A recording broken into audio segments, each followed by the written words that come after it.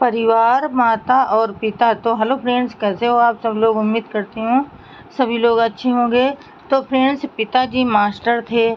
East India company सरकार का एक बहुत ही अच्छा नियम था, बाद में उस पर अमल नहीं हुआ। ये हमारे लिए बहुत दुखद रहा। वो नियम ये था कि कंपनी सरकार की फौज के सभी फौजियों को अनिवार्य रूप में शिक्षा दी जाती थी और फौजियों के लड़के लड़कियों के लिए दिन के स्कूल थे और प्रौढ़ लोगों के लिए रात की पाठशालाएं अलग थी। हर पलटन के लिए स्वतंत्र पाठशालाएं थीं। इसी प्रकार की एक पाठशाला में मेरे पिताजी 14 साल तक हेड मास्टर रहे थे। फौजियों के लिए अच्छे शिक्षक तैयार करने के लिए पूना में एक नॉर्मल पाठशाला थी। उस नॉर्मल पाठशाला में पढ़कर मेरे पिताजी ने शिक्षक का डिप्लोमा प्राप्त किया था। उनका पढ़ाने का ढंग बहुत ही अच्छा था, जिसके कारण हमारे पिताजी में शिक्षा के प्रति आस्था और अभिरुचि पैदा हो गई थी। हमारे घर के सभी लोगों को अच्छी तरह पढ़ना लिखना आता था। इतना ही नहीं तो मेरी बड़ी बहन में पांडव प्रताप रामायण जैसे ग्रंथ पढ़कर उस पर विवेचन करने का सामर्थ्य भी पिताजी द्वारा प्रोत्साहन की वजह से आया था। पिताजी को कबीरपंथी होने के कारण कई भजन और अभंग मौखिक रूप से याद थे। राम जी 106 स्पर्स एंड माइनर्स पलटन में रिक्रूट के पद से पदोन्नत होते गए। सन 1884 में जब वे नायक हुए तब 106वीं पलटन बंद कर दी गई। इसके पश्चात राम जी का स्थानांतरण 107 पायोनियर्स में हुआ। इस पलटन को बाद में 7वीं बॉम्बे इन्फैंट्री नाम दिया गया। 106वीं पलटन बंद कर दी गई तब सूबेदार मेजर मुरबाडकर ने अवकाश ग्रहण किया और वे मुडबाड में हमेशा के लिए स्थायी रूप से रहने लगे। उनके 6 भाई थे, वे भी अलग अलग पलटनों से सूबेदार के पद से अवकाश ग्रहण करने के पश्चात मुरबाड में ही आकर रहने लगे। इन 7 सूबेदारों का परिवार विस्तार काफी बड़ा था। उन्होंने मुरबाड में एक बहुत बड़ा मकान बनाया। भीमा बाई के पिताजी सबसे बड़े थे। वे भी अपने घर के कर्ता धर्ता थे।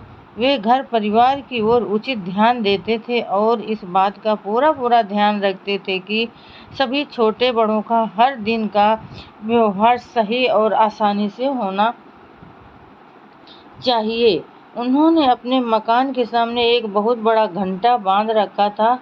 उनके घर का नौकर रोज पौ फटने के पहले उस घंटे को नियमित रूप से बजाया जाता था। उस समय घर के सभी लोगों को समय पर जाकर स्नानादि करके सुबह की सभी नियमित सामूहिक प्रार्थना के लिए आना पड़ता था। सूबेदार मेजर का ऐसा सख्त नियम था, जो लोग उस नियम का बराबर पालन नहीं करते थे उनको वे दंडित भी करते थे। सूबेदार मेजर ने मुरबाड के अन्य महार लोगों पर भी यही नियम लागू कर रखा था। वहाँ के महारों ने पहले तो इस नियम का पालन करने में आनाकानी की, मगर जब उन्होंने देखा कि फिर सूबेदार ऐसे लोगों को कोई सहयोग नहीं करते थे और न उनकी अपने साथ बिठाते हैं, तो दूसरे महारों ने भी उनकी अनुशासन प्रियता को जाना और माना। महिलाएं शौच स्नानादि करने के बाद ही अपने अपने घर का भोजन पकाती थीं। कुछ ही दिनों में मुरबाड के महारवाड़ा में बुनियादी परिवर्तन दिखाई देने लगा। महारवाड़े का बदला हुआ रूप देखकर स्पृश्य लोग भी सूबेदार मेजर के घर के सामने वाले घंटे की आवाज़ सुनकर पौ फटने से पहले जागने लगे और सुबह के अपने सभी कार्य समय पर करने लगे। सूबेदार मेजर को पशु और पक्षी पालने का भी शौक था। उनके घर के सामने वाले बाड़े में हिरण, खरगोश, गाय, बैल, भैंस, घोड़े आदि पशु बंधे रहते थे। उसी प्रकार घर के बरामदे में बंदर, तोता, काकातुआ, मैना आदि के पिंजड़े लटके रहते थे। इसके अलावा उनके पास देसी और विदेशी नस्ल के कुत्ते भी होते थे। उनके पास खेती भी पर्याप्त मात्रा में थी। उनके घर में काम करने वाले नौकरों की कोई कमी नहीं थी। नज़दीक के 10-15 गांवों में उनकी साहूकारी चलती थी। वे घोड़े पर बैठकर या बैलगाड़ी में बैठकर अपने रैयतों के पास जाते थे। उनके साथ साथ उनके नौकर चाकर भी रहते थे।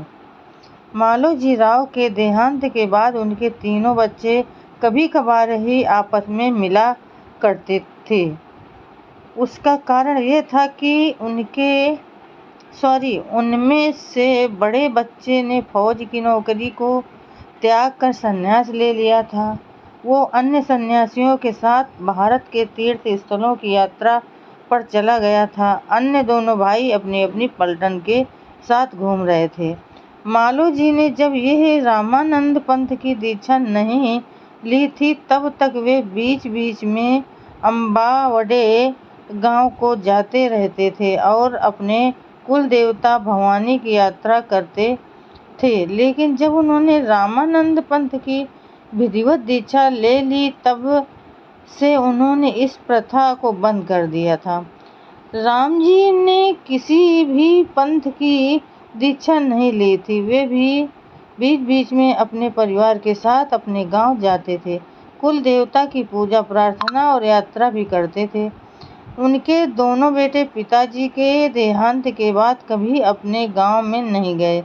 बड़े भाई के संन्यास ग्रहण कर लेने के बाद उसके परिवार का और दूसरे भाई के परिवार का क्या हुआ, इसके बारे में राम जी को कुछ पता ही नहीं चला। पलटन में ईमानदारी के साथ नौकरी, खेलों में महारत और अंग्रेजी भाषा के पर्याप्त ज्ञान आदि के कारण राम जी के सद्गुण सभी को साफ तौर पर दिखाई देने लगे और वे अपने बड़े अधिकारियों की नज़र में बहुत प्रिय हो गए।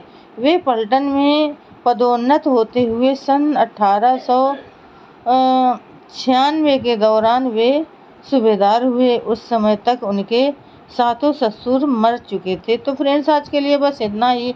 कल फिर मिलेंगे अगले नए वीडियो के साथ। तब तक के लिए फ्रेंड्स, जय भीम, नमो बुद्धाय।